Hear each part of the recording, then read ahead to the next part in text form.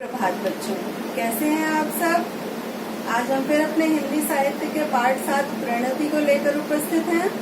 और कल हमने इस कविता जो कि रामधारी सिंह दिनकर की कविता है प्रणति, उसको हमने मवार्थ समझा था और आज हम इसका अभ्यास कार्य करेंगे। तो चलिए हम करते हैं इसका अभ्यास कार्य। अभ्यास कार्य प्रश्न 1। देखिए यहाँ है प्रश्न उत्तर। मौखिक प्रश्न, कवि ने इतिहास को अंधा और चकाचौंध का मारा क्यों कहा है। कवि ने इतिहास को अंधा और चकाचौंध का मारा इसलिए कहा है क्योंकि हमारे इतिहास की आंखें क्रांतिकारियों की तलवार से चुंधिया गई थीं और उसे क्रांतिकारियों के बारे में कुछ भी नहीं पता था। उनकी महिमा के साक्षी कौन कौन हैं। उनकी से क्या मतलब है, जो कि हमारे क्रांतिकारी थे या देशभक्त थे। ठीक है, तो उनकी महिमा के साक्षी सूर्य, चंद्र, भूगोल, खगोल अर्थात पूरा नक्षत्र मंडल उनकी महिमा के साक्षी हैं, मतलब जो उन्होंने कार्य किए हैं उसके साक्षी हैं। कविता का लय युक्त वाचन कीजिए। लय युक्त वाचन मतलब पूरे सुर लय ताल में इसको बोलिए। तो ये तो आप अपना घर में ही प्रैक्टिस कर पाएंगे। ठीक है, इसके बाद आते हैं लिखित प्रश्न, जो कि आपको पीडीएफ मिल जाएगी। अब हम चलते हैं अपने अगले प्रश्न पर। प्रश्न 2, सही उत्तर पर सही का निशान लगाइए। कविता पढ़कर कौन सा भाव मन में उठता है। मतलब कविता पढ़ के हमारे मन में कैसा भाव उत्पन्न होता है, वीरता का, हास्य का या करुणा का।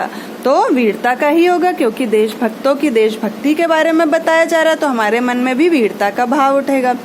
पुण्य वेदी किसको कहा गया है।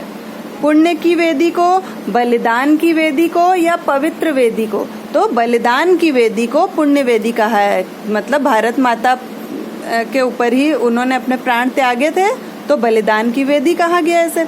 गर्दन का मोल ना लेने का क्या अर्थ है।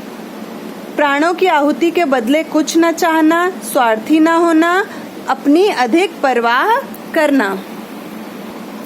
प्राणों की आहुति के बदले कुछ न चाहना। अब देखिए भाषा ज्ञान। अनेकार्थी शब्द लिखिए। जल, जल के अनेकार्थी शब्द क्या होगा। देखिए मैंने आपको 3 यहाँ बता रही हूँ, कहीं पे आप मैं 2 भी बता दूंगी, ऐसा कुछ नहीं है, मतलब आपको 2 आने चाहिए। चमक, इज्जत और जीवन। अनेक अर्थ मतलब एक ही शब्द के अनेक अर्थ निकल सकें, पर्यायवाची नहीं है, मतलब अर्थ अलग अलग होते हैं, वो शब्द बताए जा रहे हैं। क्योंकि जीवन, जल को हम जीवन भी कहते हैं ना, पानी हम, जल ही जीवन है। ठीक है। वर, वर मीन्स श्रेष्ठ भी होता है, वर मीन्स दूल्हा और वर मीन्स वरदान। घट, घड़ा, शरीर, मन और घट को हम कम भी कहते हैं ना, जैसे घटाना, सब्सट्रैक्ट करने को हम घटाना बोलते हैं ना, कम करना।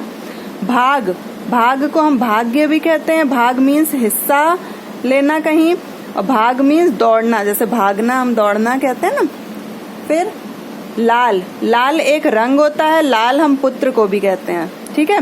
अंक, अंक एक संख्या को भी कहा जाता है, अंक मतलब गोद भी होता है, अंक मतलब नाटक या कहानी का कोई भाग, जैसे हम आपके ये जो ट्यूटोरियल है ये भी भाग में है ना। ठीक है, जैसे भाग 1, भाग 2, भाग 3, तो ये अंक है ना। मोल, मोल मतलब मूल्य, कीमत, दाम। पर, पर मीन्स लेकिन, किंतु ये भी होता है। पर मीन्स पंख भी होता है, चिड़िया के पर, पंख। ठीक है। पर मीन्स बाद भी होता है। ठीक है। फिर भाषा ज्ञान में दूसरा है लय युक्त शब्द लिखिए, मतलब राइमिंग वर्ड्स अपनी इसी कविता से ढूंढ के लिखने हैं। मोल, मोल का मतलब का लय युक्त शब्द हो गया बोल। दिशाएं, शिखाएं। मारा, बेचारा। कलियां, अस्थियां। छिटकाना, चढ़ाना। ये सब क्या है, राइमिंग वर्ड्स है ना। ठीक है।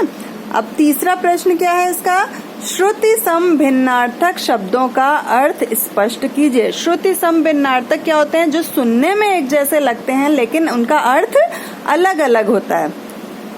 पहला है अपराध और पाप। ऐसा तो लग रहा है अपराध और पाप एक ही जैसे हैं, लेकिन अर्थ इनका अलग होता है। अपराध होता है कोई जुर्म किया होता है, जब किसी ने जैसे किसी की हत्या करी है कुछ, पाप, पाप क्या होता है? जो कि अधर्म है, धर्म के विरुद्ध जो काम किया गया हो उसे हम पाप भी कह सकते हैं। अवधि और अवधि, मात्रा का अंतर है सिर्फ, और अर्थ भी बिल्कुल अलग है। अवधि में समय, अवधि एक भाषा को कहा जाता है जो कि अवध प्रदेश की भाषा थी।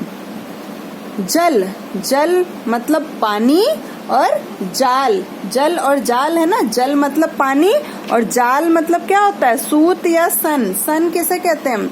एक तरह का कपड़ा होता है, उससे बुनी हुई जालीदार चीज होती है, उसको हम जाल कहते हैं। जिससे मतलब जैसे शिकारी जाल में किसी को पकड़ता है या मछलियां जाल में पकड़ी जाती हैं, ये सब क्या हो जाते हैं? एक जालीदार चीज।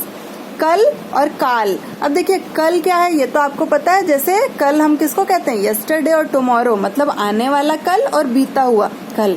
तो आने वाले दिन को हम कल कह सकते हैं और बीते हुए दिन को भी हम कल कह सकते हैं। काल, काल मतलब समय या काल मतलब मृत्यु।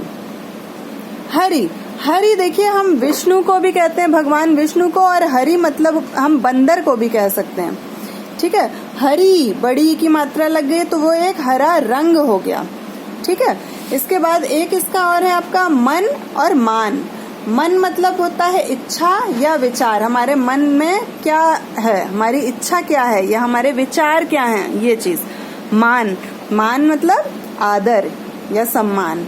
ठीक है, तो आपके इसमें इतने ही है। अगला है आपका अलंकार, जो कि आपके कोर्स में नहीं है तो हम ये नहीं पढ़ेंगे, और आपका इस चैप्टर के एक्सरसाइजेस यहीं तक हैं।